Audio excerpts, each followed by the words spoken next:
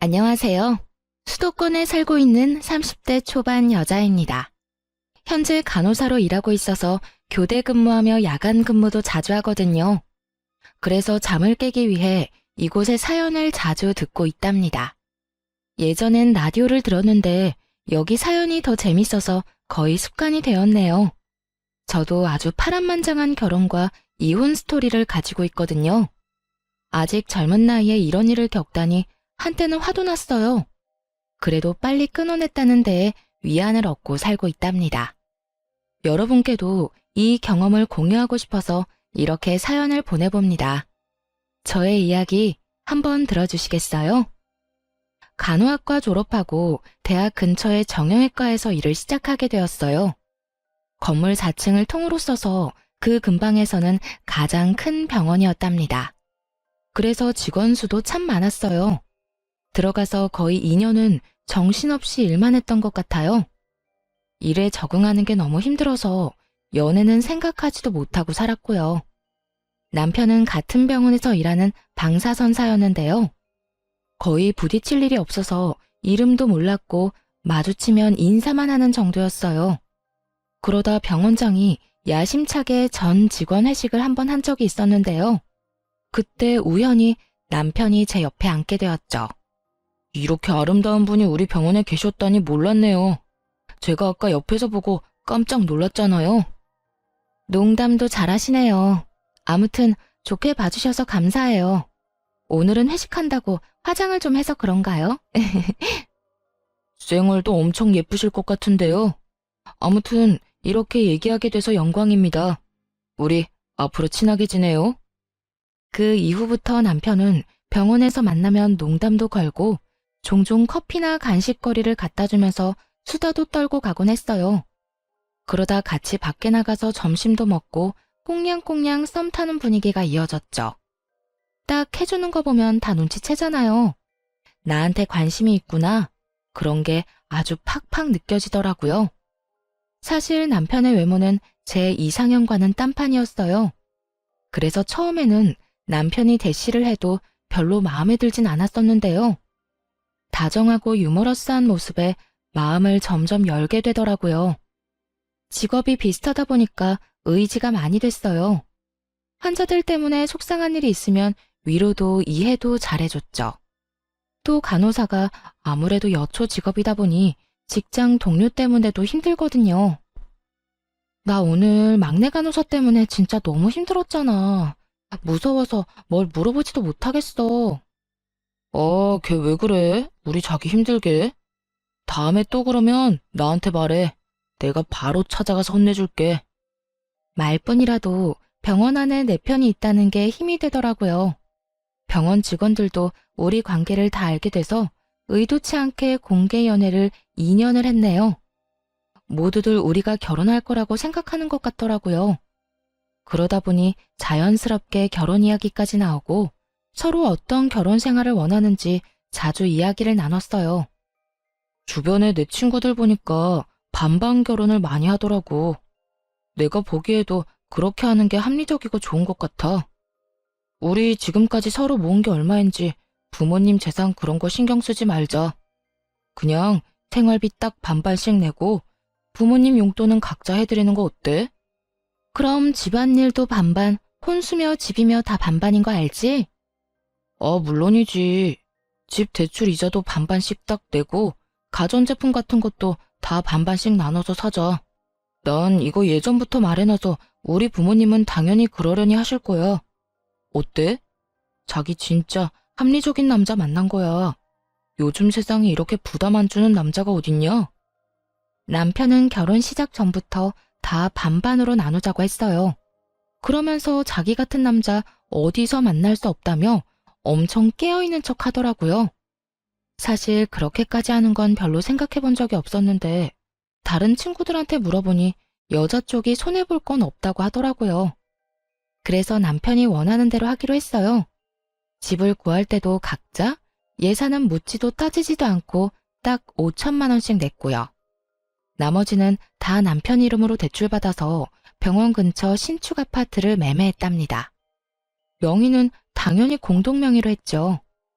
결혼식도 축의금으로 모두 계산했고 신혼여행도 반반 내고 예약해서 갔어요.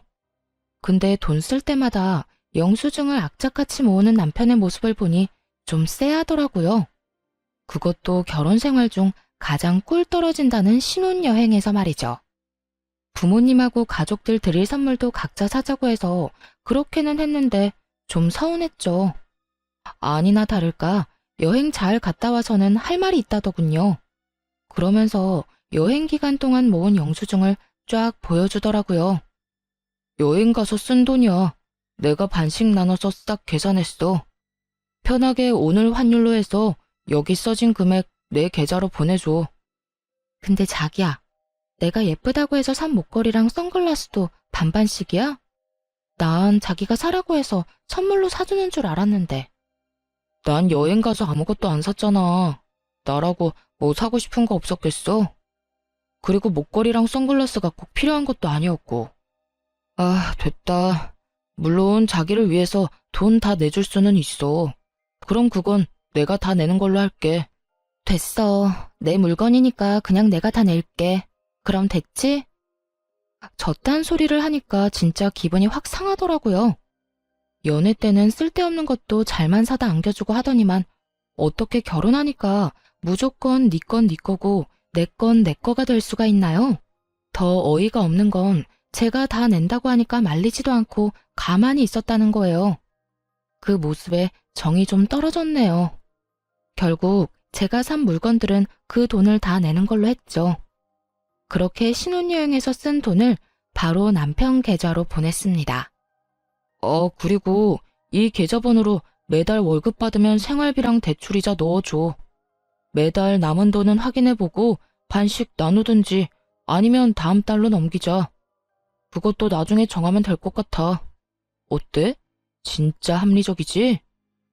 그래, 자기가 이렇게 칼 같은 사람인 줄 몰랐네. 알았어. 자기가 원하는 대로 한번 잘해볼게. 그렇게 돈을 반반씩 철두철미하게 나누는 사람이니 집안일도 반반씩 딱 잘하는지 한번 지켜보기로 했어요. 그러던 어느 날 신혼여행에서 돌아온 지 2주 정도 지났을 때였습니다. 남편이 엑셀 파일로 쫙 정리한 집안일 목록을 보여주더라고요. 요즘 인터넷에 집안일 반반 목록이 이렇게 있더라고. 우리한테 필요한 것만 더 적어서 만들어봤어. 혹시 자기가 하려나 하고 기다려봤는데 전혀 생각 못하는 것 같더라고. 그래서 마음 넓은 내가 먼저 딱 만들었지. 아, 난 이런 것도 만들어야 되는지 몰랐네. 떨떠름한 표정으로 남편이 만든 집안일 목록을 살펴봤어요. 얼마나 세분화가 잘 되어 있던지 아주 놀랐네요. 예를 들어보면 빨래가 그냥 빨래로 끝나는 게 아니었어요. 세탁기 돌리기, 빨래 널기, 빨래 접기, 옷장에 넣기, 이딴 식으로 분류해놨더라고요. 특별히 자기 먼저 하고 싶은 거 골라. 난 남은 거 할게. 나 같은 남편 진짜 없다. 아유, 고마워라. 아주 눈물나게 고마웠네요. 저는 직업상 교대 근무를 하거든요. 근데 남편은 방사선사라서 6시면 칼퇴근을 해요. 그래서 저보다 시간 여유도 훨씬 많은 편이고요. 그걸 뻔히 알고 있으면서도 야간 근무 때 집안일을 못하면 아주 난리를 피웠어요. 자기 어제 설거지 안 했더라? 오늘 내가 하는 날이긴 한데 어제 자기가 안 했으니까 오늘 해. 자기야, 나 어제 집에 11시에 들어왔어. 근데 설거지를 그렇게 산더미처럼 쌓아놓고 나한테 안 했다고 그러면 어떡해? 그리고 자기가 먹은 그릇은 당연히 자기가 하는 게 맞지. 어제는 내가 요리하는 날이었고 자기가 설거지하는 거였잖아. 그래서 내가 자기 먹을 것도 만들어놨잖아. 나 너무 숨 막혀. 진짜 이렇게는 계속 못 살 것 같아. 친구랑 룸메이트를 해도 이렇게까지는 안 하겠어. 내가 밤까지 힘들게 일하고 오는 날에는 자기가 좀 해주면 안 돼? 그게 그렇게 힘들어? 자기가 힘들다고 하나둘 나한테 넘기면 안 되지. 그러다 보면 어느새 내가 집안일 다 하고 있겠네. 나도 힘들게 일하고 왔으니 저녁 시간엔 할 일만 딱 하고 좀 쉬고 싶어. 설마 자기보다 일찍 퇴근했다는 이유로 나한테 집안일 다 하라는 거야? 그런 말이 아니라 서로 사정을 좀 봐주면서 유도리 있게 하자는 거지. 난 자기가 힘들 때 더 할 수 있어. 우리 사랑해서 결혼한 부부 아니야? 근데 무슨 군인이나 룸메이트보다 못한 사이 같아. 내가 너무 힘드니까 좀 도와달라는 거잖아. 자기가 이렇게 나올 줄 알았어. 그래서 내가 규칙까지 딱 만들어 놓은 거야. 나한테 슬슬 떠넘길까봐 나중에 딴 말 못하게. 한번 무너지기 시작하면 한도 끝도 없어지는 거 알지? 힘들어도 그냥 반반씩 하는 거 지켜줬으면 해. 아, 그래. 당신 마음 잘 알았어. 앞으로 어떻게 반만 딱 하는지 제대로 보여줄게. 매몰찬 남편의 태도에 얼마나 서운한지 눈물까지 나더라고요. 언젠가 이런 시의 구절을 본 적이 있어요. 내가 너를 위해 해줄 수 있는 건 대단한 게 아니고 아침에 일어나 말없이 해주는 설거지다. 사랑하는 사람과 함께 살면 그런 마음으로 배려하면서 살아야겠다고 생각했거든요. 그래서 오랫동안 마음속에 간직했던 구절이었는데 이렇게 남편이랑 설거지 하나로 피 터지게 싸울 줄은 몰랐네요. 결국 점점 마음의 문을 닫고 남편이랑 똑같이 행동하기 시작했답니다. 요리를 해도 딱 제 몫만 해서 먹었고요. 빨래도 제 것만 골라서 빨고 정리했어요. 하루는 감자탕이 너무 먹고 싶어서 퇴근길에 딱 1인분만 사와서 먹고 있었어요. 남편도 감자탕을 좋아하는데 냄새를 맡고는 얼굴이 환해져서 들어오더군요. 근데 자기 몫이 없는 걸 보자 표정이 확 굳더라고요. 이렇게 유치하게 나올 줄은 몰랐네. 먹는 거로 이렇게 치사하게 굴 거야? 반반 결혼을 전혀 다르게 이해한 것 같은데 일단 두고 볼게. 두고 보긴 뭘 두고 봐. 내가 생각하는 반반은 이런 거야. 이왕 할 거면 확실하게 해야지. 아침에 국에 반찬 딱 차려주면 맛있게 먹고 설거지만 하는 게 무슨 반반인가요? 설거지하는 게 어렵나요? 아침에 일어나서 밥하고 국 끓이는 게 어렵나요? 자기는 세탁기랑 건조기만 띡 돌리고 제가 다 개야 하는데 그게 반반인가요? 누구 한 명 양보하지 않으니 이렇게 찬바람 날리는 결혼 생활이 이어졌답니다. 야간 근무하고 집에 온 어느 날이었어요. 남편이 혼자 야식까지 신나 시켜 먹고는 설거지를 해놨더라고요. 그게 뭐가 문제냐고요? 정말 웃긴 게 뭔지 아시나요? 제가 아침에 사용한 물컵 한 개만 싱크대에 덩그러니 남아있었다는 거예요. 그걸 딱 보니까 지금 결혼 생활의 현수소 같다고나 할까요? 현타가 딱 찾아오더라고요. 저 인간은 컵 한 개를 설거지해줄 만큼 날 위해주지도 아껴주지도 않는구나. 그런 진실이 눈앞에 확 보였어요. 연애 때는 그렇게 잘 챙겨주고 다정했던 남편인데 너무 매정하게 변해버려서 혼란스럽고 슬프기까지 했답니다. 남편이 변한 건지 원래 이런 인간이었는지는 모르겠지만 완전히 속은 기분이었죠. 결혼한 지 얼마 안 되어 이렇게 사이가 틀어졌는데 친정엄마 생신이 다가왔어요. 지금까지 남편이 한 걸 보면 당연히 네 엄마니까 네가 준비하라고 할 것 같더군요. 그래서 같이 뭐 하자고 얘기조차 안 꺼냈습니다. 혼자서 엄마 드리려고 케이크 주문 제작해놓고 용돈 봉투도 준비하고 엄마가 한번 드시고 싶다던 오마카세도 예약했어요. 당일 어디 가는지 말 안 하고 남편을 식당으로 데려갔죠. 사이 안 좋다고 남편이랑 같이 안 가면 부모님이 걱정하실 것 같아서요. 와, 여기 엄청 비싼 오마카세 아니야? 1인당 20만 원? 자기 오늘 통 크게 쏘는 거야? 아휴, 뭘 이렇게 비싼 데를 가. 그냥 대충 먹으면 되지. 엄마 생일이 뭐 대단한 날이라고. 이렇게 부담 주기 싫어. 다른 데 가. 아, 엄마. 오늘 같은 날 비싼 거 드셔야죠. 돈 걱정 말고 들어가요. 엄마 딸 돈 열심히 벌고 있잖아요. 그래 여보. 오늘 우리 사위랑 딸 덕 좀 보자고. 우리도 그 유명하다는 오마카세 먹어보자. 아주 화기애애한 분위기로 식사를 해서 다행이었죠. 남편은 엄청 신기해하면서 잘 먹더라고요. 부모님도 디저트까지 맛있게 잘 드셔주셨어요. 미리 준비한 케이크를 드리니 너무 예쁘다면서 엄마가 감동을 하시더라고요. 용돈 봉투도 함께 드리니 아버지도 엄지척을 하시면서 좋아하셨고요. 남편은 뭔 생각을 하는지 입을 해 벌리고 보고만 있었고요. 식사를 마무리하고 계산할 때 남편한테 말했어요. 내가 지금 계산할 테니까 반은 생활비 통장으로 보내줘. 그러자 남편이 아주 보레된 듯이 화들짝 놀라더라고요. 왜? 왜 내가 반을 내? 장모님 생신이니까 당연히 네가 내는 거지. 그리고 나한테 한마디 상의도 없이 이 비싼 데를 와놓고 뭐? 이렇게 무턱대고 나한테 반을 내라 한다고? 부모님 들으셔. 왜 이렇게 큰 소리로 화를 내? 다 반반하자고 해서 물어본 거잖아. 시부모님 생신 때도 내가 절반 내면 되잖아. 난 우리 부모님 생신 때 이런 거 사드린 적 없어. 집 밖으로 삼겹살도 안 먹으러 간다고. 우린 그냥 집에서 차려 먹어. 근데 오마카세라니 진짜. 아, 자기 너무 과소비가 심한 거 아니야? 그때 밖에 계신 줄 알았던 아버지가 우리 뒤를 쓱 지나가시더라고요. 화장실에 다녀오신 것 같았어요. 얘기를 다 들으셨을 거라 생각하니 너무 민망하고 부끄러워서 얼굴이 벌개졌죠. 너무 열받아서 머리까지 아프더라고요. 그럼 자기가 먹은 건 자기가 계산해. 결국 부모님과 제 비용만 계산했어요.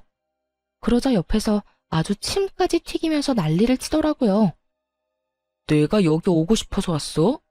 어딘지도 모르는데 당신이 끌고 온 거잖아. 그래놓고 나한테 20만 원을 내라고?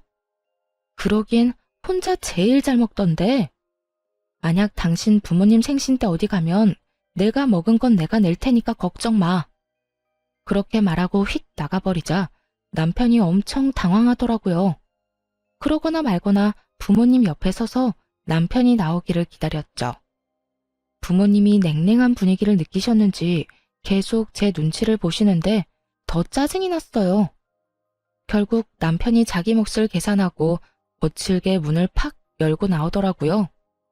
차마 부모님 앞에서 화는 못 내니까 아주 그냥 썩은 얼굴을 하고 있었어요. 당연히 저 역시 기분이 좋을 리가 없죠. 도저히 웃는 얼굴로 있을 수가 없더라고요.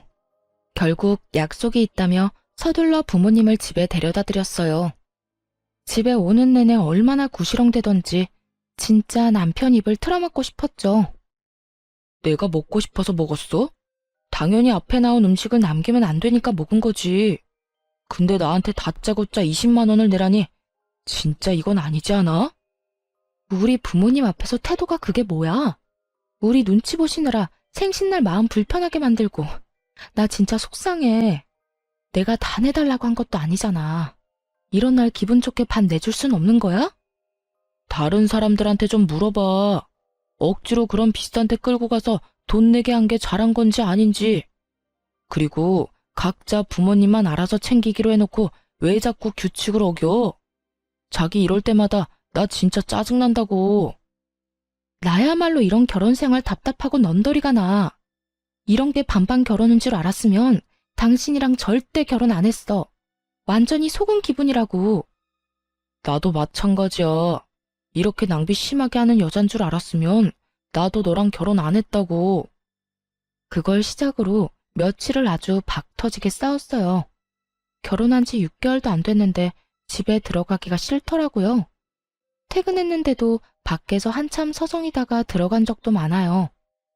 다들 이렇게 사는 건지 아님 내 결혼만 망한 건지 이런 고민 어디에 말하기도 부끄러워서 혼자 벙어리 냉가슴 앓듯 끙끙댔답니다. 엎친 데 덮친 격으로 병원에서도 힘든 일이 이어져서 더 지쳐갔어요. 가장 고참 간호사랑 말다툼을 했는데 그 후로 그 간호사가 못 살게 굴었거든요. 케어가 힘든 환자를 일부러 맡기거나 힘든 스케줄만 골라서 일하게 하는 둥 너무 서럽고 힘들게 하더라고요. 한참 선배라서 감히 대들지도 못했죠. 여러분도 뉴스에서 가끔 들어보신 적 있을 거예요. 몇몇 간호사들 사이에 태움 문화라고 감정적으로 진짜 힘들게 하거든요. 신입 간호사 시절에는 이것 때문에 한 달 중 20일은 화장실에서 울었어요. 경력이 쌓이면서 좀 나아졌나 했더니 이 나이에 다시 괴롭힘 당할 줄은 몰랐네요. 요즘 병원에서 너무 힘들어. 나 지금 수간호사랑 사이 안 좋은 거 자기도 알지? 다른 애들까지 다 선동해서 나랑 말도 못하게 하더라. 나 이번 달에 주말마다 출근하는 거 알지?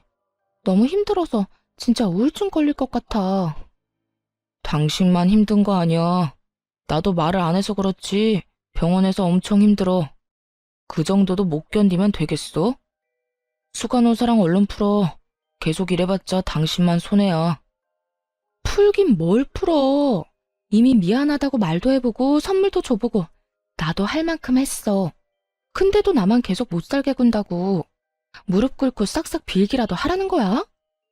아니, 솔직히 수간호사 사람 좋아 보이던데 당신이 어떻게 했으면 그렇게까지 해? 당신 문제라고는 생각 안 해봤어? 이참에 한번 당신 태도를 반성해봐. 나한테 하는 것만 봐도 암튼 보통은 아니지. 같은 데서 일하니까 분위기가 어떤지 뻔히 알면서 모르는 척 저딴 소리나 해대는 남편이 밉기만 했어요. 그리고 설사 제가 잘못한 부분이 있다고 쳐요. 그래도 남편이면 편들어주면서 위로를 해주는 게 맞지 않나요? 그게 부부고 가족 아닌가요? 지금 아내가 일방적으로 왕따를 당하고 있는 건데 남편이 말로라도 좀 위로를 해줬으면 덜 서러웠을 것 같아요. 그렇게 부당한 대우를 받으며 거의 6개월을 버텼답니다. 그 사이에 밥도 잘 안 넘어갈 정도로 심적으로 너무 힘들어서 살이 엄청 빠졌어요. 남편은 제가 마르든지 말든지 여전히 자기 먹을 것만 사와서 혼자 처먹더군요. 결국 견디다 못해 그 병원을 관두고 다른 곳으로 이직을 하기로 결심했어요. 그 계획을 남편한테 말했더니 아주 난리를 치더군요. 당신이 애야? 그런 일로 병원을 관두게? 관두면 또 언제 다른 병원 찾을 건데. 빨리 이직을 해도 한두 달은 걸릴 거 아니야. 이참에 6개월 정도 쉬면서 천천히 좋은 데로 찾아볼게. 나 몸도 마음도 너무 힘들어서 좀 쉬고 싶어. 그리고 당신도 맨날 입만 열면 이렇게 바쁜데 언제 아기 같냐고 그랬잖아. 여기서 지금 아기 얘기가 왜 나와? 아기는 여유가 돼야 키우는 거지 뭐 거저 키워? 당신이 6개월 쉬면 그동안 생활비며 이자며 다 어떡할 건데? 설마 나한테 다 내라고 하는 건 아니지? 역시나 그놈의 돈 얘기가 나올 줄 알았어요. 하지만 이미 다 생각해둔 게 있었죠. 걱정하지 마. 내가 다달이 내야 하는 생활비랑 이자는 꼭 줄 거니까. 당신이야말로 내가 집에 있는다고 집안일 더 시킬 생각이나 하지 마. 내 걱정은 말고 당신이나 확실히 해. 그것만 잘 지킨다면야 당신이 이직하는 건 반대하지 않을게. 그래도 명심해. 난 외벌이 가장 될 생각은 전혀 없어. 다음 직장 빨리 새로 구하는 게 좋을 거야. 나한테 피해줄 생각은 절대 하지 마. 남편이란 인간이 피해라도 입을까봐 전전긍긍하고 계산하는 꼬락선이라니. 진짜 오만정이 떨어졌답니다. 힘드니까 그만두라든지 그동안 고생 많았다든지 그런 소리는 못 해줄 망정 말이에요. 지긋지긋했던 병원을 그만두니까 점점 안정이 되고 몸도 정상으로 돌아오더라고요. 이 와중에도 남편한테 책 잡히기 싫어서 돈은 아주 제 날짜에 다 보내줬거든요. 그래도 자기는 출근하고 저는 집에서 노니까 아주 배알이 꼬였나 보더라고요. 집에서 쉰 지 한 달 정도 되었을 때 남편이 슬슬 잔소리를 하기 시작하더군요. 새로운 데 알아보고 있는 거 맞아? 맨날 핸드폰이나 들여다보고 있는 것 같은데 사람이 그렇게 퍼져 살면 안 돼. 좀 일찍 일어나서 운동이라도 하든가. 나 일찍 일어나는 거 습관돼서 당신보다 일찍 일어나는데 뭔 소리야. 나름대로 생산적으로 지내고 있으니까 걱정하지 마. 그렇게 빈둥대면서 지내지 말고 생산적으로 살아. 집에 있으니까 청소 좀 하든지 화분을 정리하든지. 아니 힘들게 일하고 온 남편을 위해서 특별 요리를 준비해보겠다는 생각은 안 해? 어디 보자. 오늘이 수요일이니까 내가 빨래 건조기 돌리는 것까지 하네. 그리고 안방 화장실 청소하면 되고. 밥은 나 혼자 해먹으면 되니까. 그래, 설거지는 내가 그냥 다 할게. 됐지? 참나. 당신 혼자 먹는데 당연히 당신이 설거지를 해야지. 그리고 집에서 하루 종일 놀면서 좀 더 일할 수도 있는 거 아니야? 예전과는 상황이 달라졌잖아. 당신 왜 그렇게 점점 야박하게 굴어? 무슨 소리야. 오늘 당신이 저녁 설거지하는 날이잖아. 내가 특별히 다 한다는데 오히려 고맙다고 해야 되는 거 아니야? 우리가 이렇게 산 게 하루 이틀도 아닌데 왜 뜬금없이 서운하대? 그리고 왜 갑자기 나한테 밥을 해달라는 거야? 자기가 그런 소리 하니까 너무 이상하다. 자기처럼 합리적인 사람이 왜 그래? 그렇게 선수를 치자 남편이 차마 더는 말을 못하고 입술만 들썩이더군요. 그러다가 휙 째려보고는 출근하더라고요. 그 꼴을 보고 고소하다 싶었죠. 그렇게 한 달 정도 더 지났을까요? 시모의 생신이 코앞으로 다가왔습니다. 뭐 그러거나 말거나 어차피 할 건 아무것도 없으니 상관도 하지 않고 있었어요.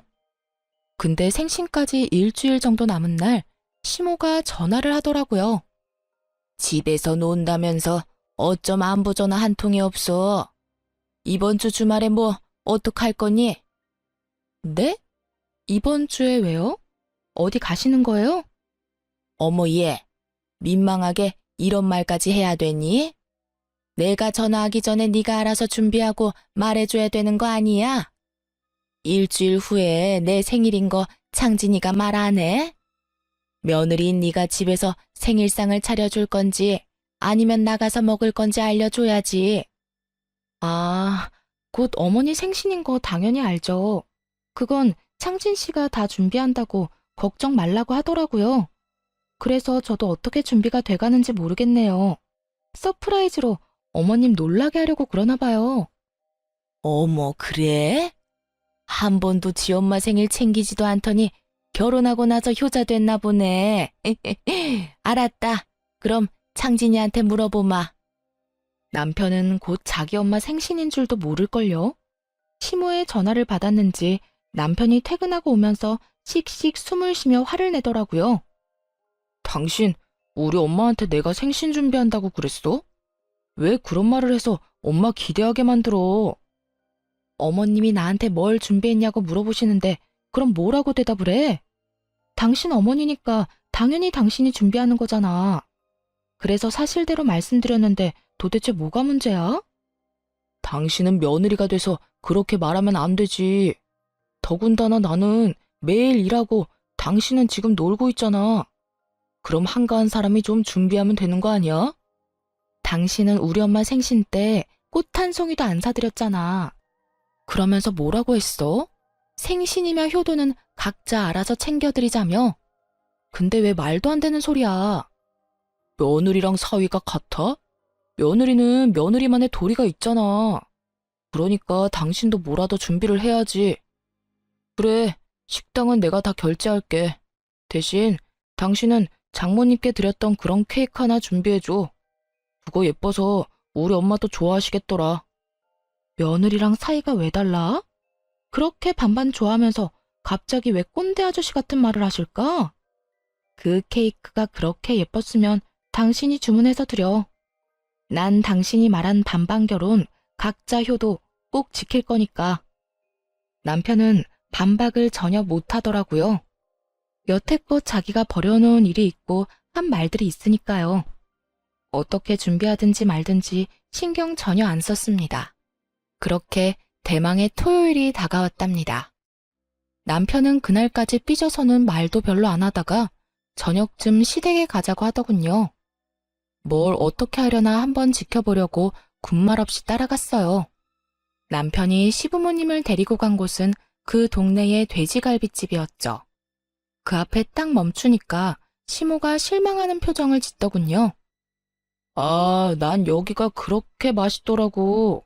이 동네에서 제일 맛집이잖아요. 그쵸? 결혼하고서도 여기 갈비가 그렇게 먹고 싶더라고요. 오늘 엄마 생신이니까 내가 팍팍 쏠게요.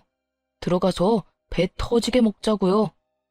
남편은 자기도 민망한지 괜히 큰 소리를 치면서 식당 안으로 들어갔답니다. 그러고는 돼지갈비 4인분을 시키고 혼자 며칠은 굶은 것처럼 우걱우걱 먹더라고요. 케이크며 선물 같은 건 당연히 없었죠. 남편이랑 제가 빈손인 걸 확인한 시모는 실망한 표정으로 깨작거리기만 했고요. 고기를 흡입하는 남편을 두고 저는 계산하기 좋도록 냉면 하나 시켜서 먹었어요.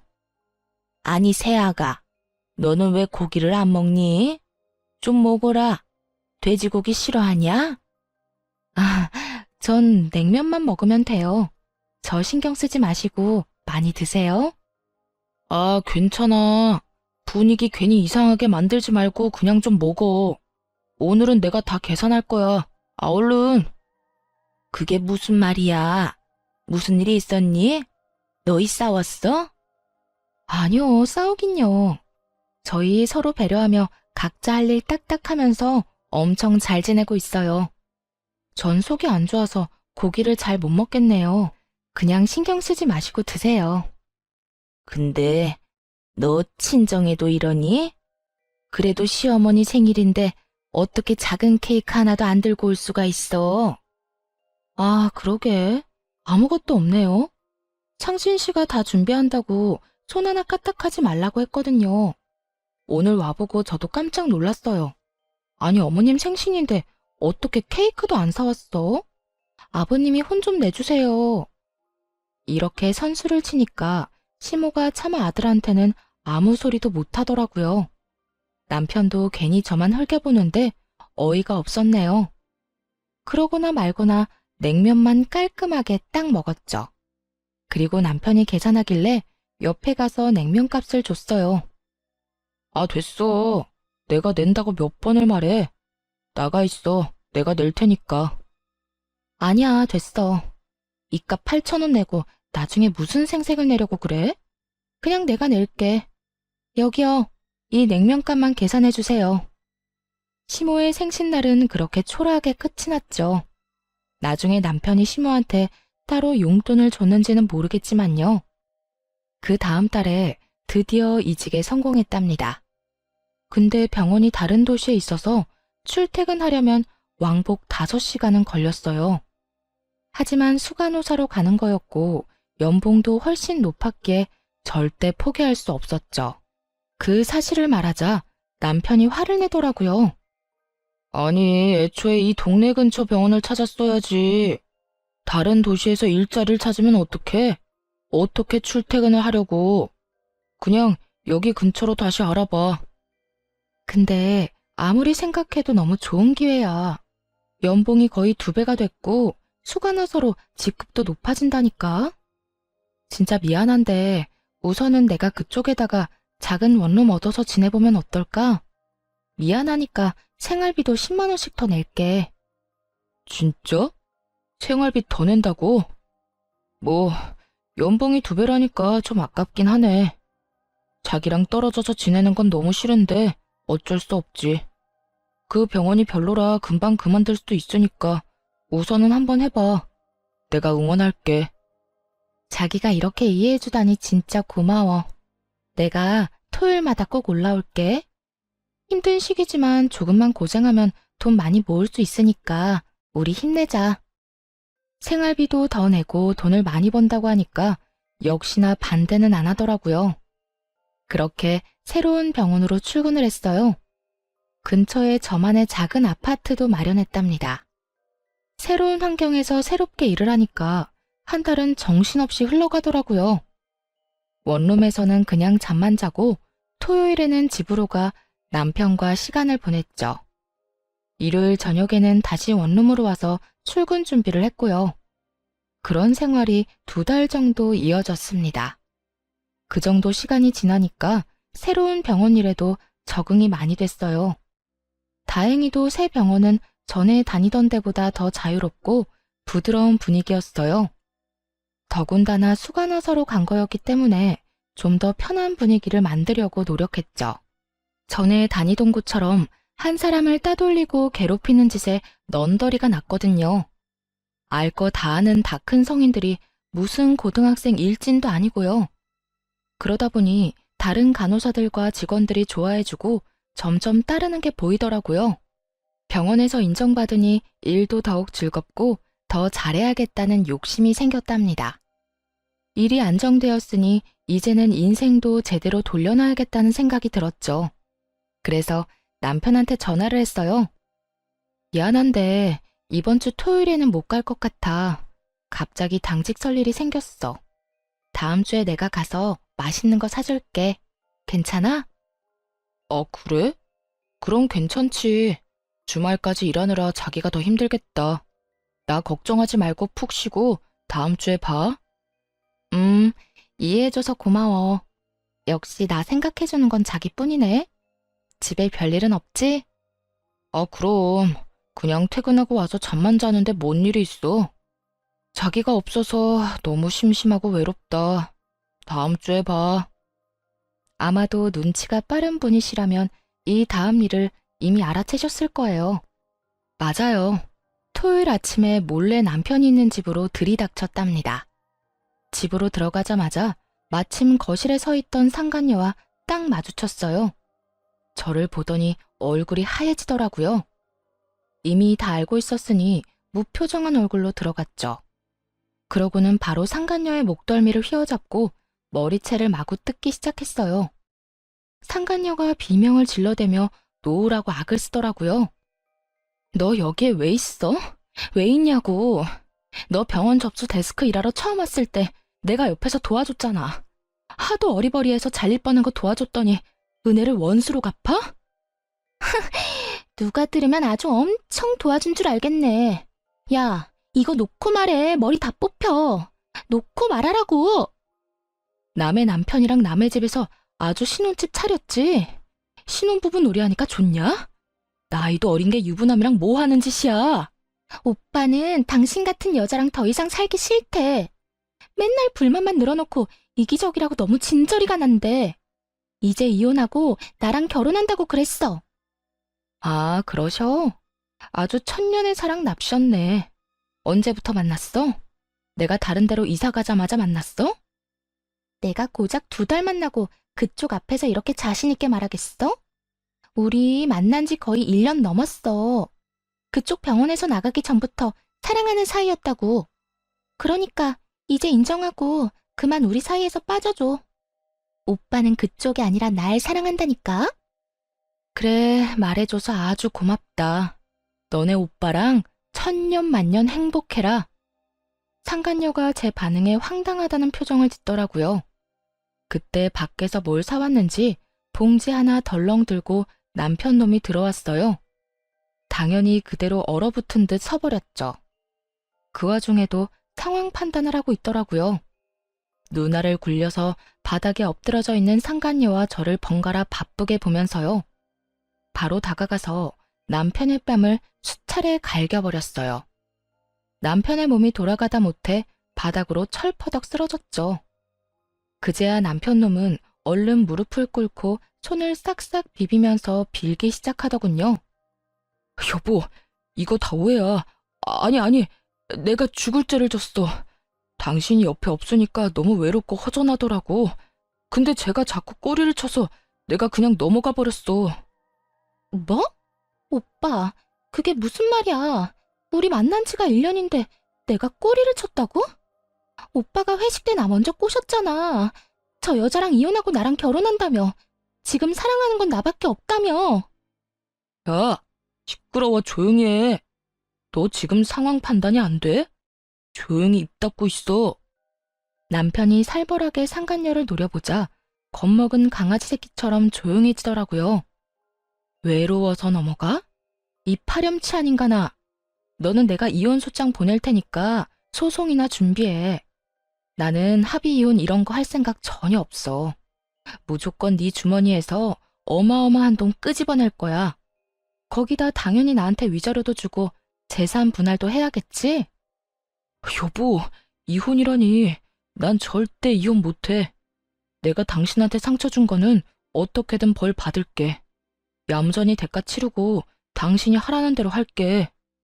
그렇게 좋아하는 반반 나누기 이번에는 못할 것 같은데 어쩌니? 아무래도 내가 네 돈을 더 많이 가져갈 것 같은데.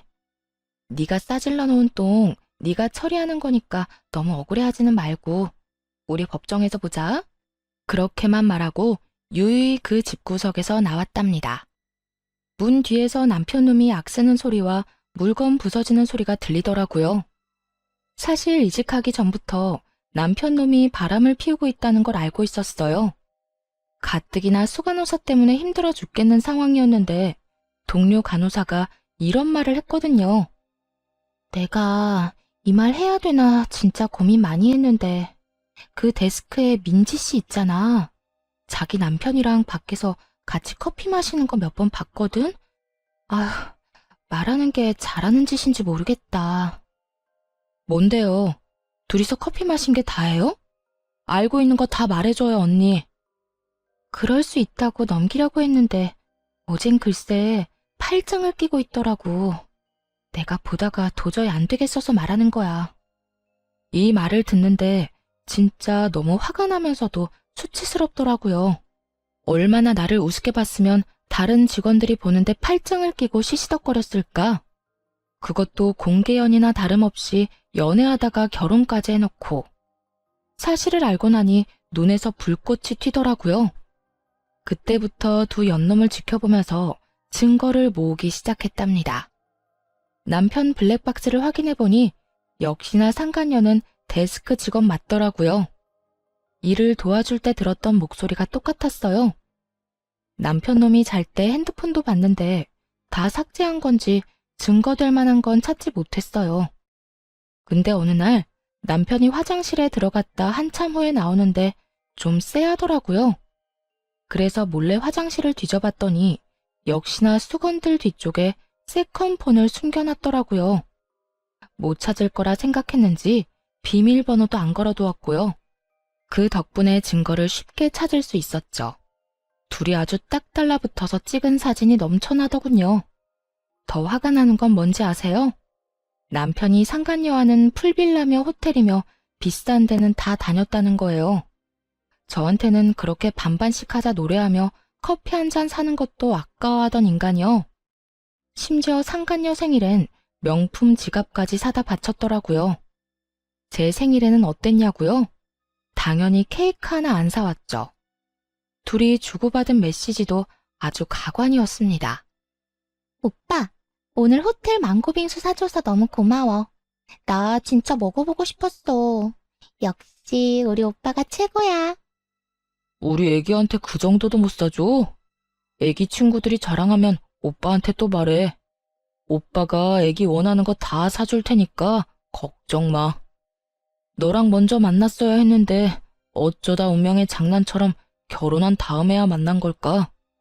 진짜 하늘이 원망스럽다. 오빠, 난 기다릴 수 있어. 우리 사랑만 흔들리지 않으면 다 이겨낼 거야. 그 아줌마 빨리 병원에서 좀 나갔으면 좋겠어. 내가 수간호사한테 오늘도 이간질 좀 했거든? 효과가 빨리 나타나야 될 텐데. 전에 병원에서 그렇게 힘들었는데 그 원인이 바로 상간녀의 이간질이었어요. 아무것도 모르는 착한 얼굴을 하고선 수간호사와 저를 이간질했던 거예요. 진짜 이 사실을 알고 바로 상간녀 머리채 잡으러 달려갈 뻔했네요. 하지만 더 큰 복수를 위해 우선 참을인자를 가슴에 새기면서 때를 기다렸던 거죠. 그 후 일부러 다른 도시로만 병원을 알아봤고 좋은 조건으로 이직한 거예요. 그리고 제 명의로 소형 아파트도 매입했고요. 대출을 좀 받았지만 이혼하면 목돈이 들어올 거니까 상관없었죠. 그렇게 계획대로 주말 부부가 되어 남편에게 판을 깔아줬고 토요일마다 집에 와서 달라진 게 있는지 꼼꼼하게 살펴봤어요. 제가 평일 동안 집에 없으니 당연히 상간녀가 이 집에서 거의 살다시피 했겠죠. 근데 진짜 웃긴 게 뭔지 아시나요? 상간녀도 자기 존재를 너무 티내고 싶었나 보더라고요. 굳이 흔적으로 찾으려고 하지 않아도 여기저기 살펴보면 가관이었어요. 화장실 구석에 고무줄을 놓고 간다든지 서랍장에 옷을 흐트려 놓는다든지 정리해둔 주방도구 위치를 바꿔놓는다든지 일부러 그딴 짓을 했더라고요. 당연히 남편놈한테는 아무 말도 안 하고 다 사진으로 찍어서 증거로 남겨뒀답니다. 그리고 드디어 디데이. 집에 못 간다고 거짓말을 하고 들이닥친 거죠. 역시나 예상대로 상간녀가 딱 있었고요. 마지막 증거를 위해 녹음기를 켜고 집에 들어갔거든요. 상간녀가 머리채를 잡힌 채 남편 놈이랑 바람 피운 얘기를 술술 늘어놓은 덕분에 고스란히 저한테 유리한 증거로 남길 수 있었네요. 그렇게 바로 이혼 소송에 들어갔답니다. 물론 상간녀 손해배상 청구도 같이 했죠. 하지만 여기에서 끝내줄 수는 없겠죠. 앙큼하게 저의 직장 생활을 엉망으로 만든 게 바로 그 상간녀니까 말이죠. 큼직한 전지를 사서 두 연놈을 찍은 사진을 다 붙이고 둘이 바람 피웠다는 내용을 대문짝만하게 써서 잘 보이는 곳에 딱 붙여놨답니다. 어디에 붙였기는요? 제 전 직장이자 두 사람이 지금 일하고 있는 병원 문 앞이죠. 당연히 남편 놈이 전화를 해서 난리를 피웠죠. 당신, 이게 무슨 짓이야? 아니, 내가 잘못을 했어도 직장에다가 이런 짓을 해? 지금 병원 난리 났다고. 게다가 민지는 임시직이어서 오늘 바로 잘렸어. 난 병원장이 지금 권고사직 말하고 있고. 아무리 그래도 남의 밥줄까지 끊으면 어떡해? 쫄쫄 굶고 살라는 거야? 나야말로 너 같은 쫌생이 쪼다 만나서 인생 말아먹을 뻔했어.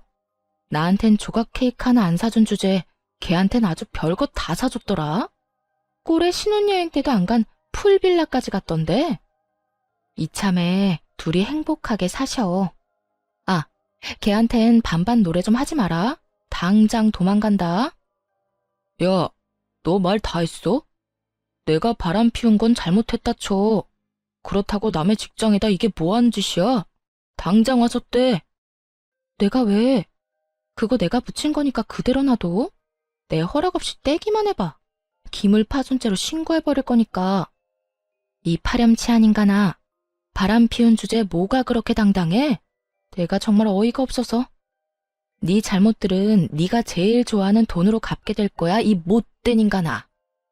그 전화를 마지막으로 다시는 전 남편 놈의 연락을 받아주지 않았습니다. 그 인간이랑 1분 1초도 더는 엮이기 싫었거든요. 소송이 시작되고 모든 연락은 변호사를 통해서만 했습니다. 소송이 길어져도 상관없다는 마음으로 스트레스 받지 말고 살자고 다짐했거든요. 어차피 그 인간이 유책 배우자니까 당연히 승소할 거였으니까요. 상간녀 손해배상에서도 승소했고 많지는 않지만 1,000만 원 받았네요. 그래도 아직 20대인 상간녀 입장에선 꽤 큰 돈이고 상간녀 인생에 지울 수 없는 기록을 남겼다는 게 중요한 거죠. 변호사 말로는 남편 놈이 이미 그 여자랑 헤어졌다며 선처를 바란다고 했다더군요. 일하던 병원에서 잘리고 근처 병원까지 소문이 파다하게 나서 재취직이 어렵다네요. 그래서 남편 놈이 오랫동안 백수로 지내니까 여자가 도망갔다더라고요. 그렇게 사랑한다더니 금세 마음이 바뀐 게 참 웃겼어요. 둘이 아주 잘 어울리는 바퀴벌레 한 쌍이라 결혼해서 잘 살기를 바랬는데 말이죠. 9개월 정도 시간이 흐르고 이혼 소송에서도 승소했어요. 남편 놈한테 위자료 2,000만 원 받았고 같이 살던 집은 팔아서 절반은 챙겼죠. 받은 돈으로 지금 사는 아파트 대출 거의 대부분을 갚았네요. 지금은 혼자만의 집에서 평화롭게 지내는 하루하루가 얼마나 소중한지 몰라요. 전 남편 놈은 아직도 백수인 채 집도 절도 없어서 결국 부모님 집으로 들어갔대요. 그 인간이 생활비 달라고 닥달하고 뭐든 반반씩 하자고 말할 때마다 서러웠는데요.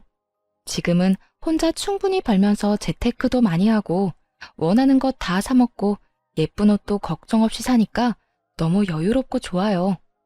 그 인간이랑 살 때는 왜 1,500원짜리 커피 한 잔 사 마시기도 힘들었는지 참.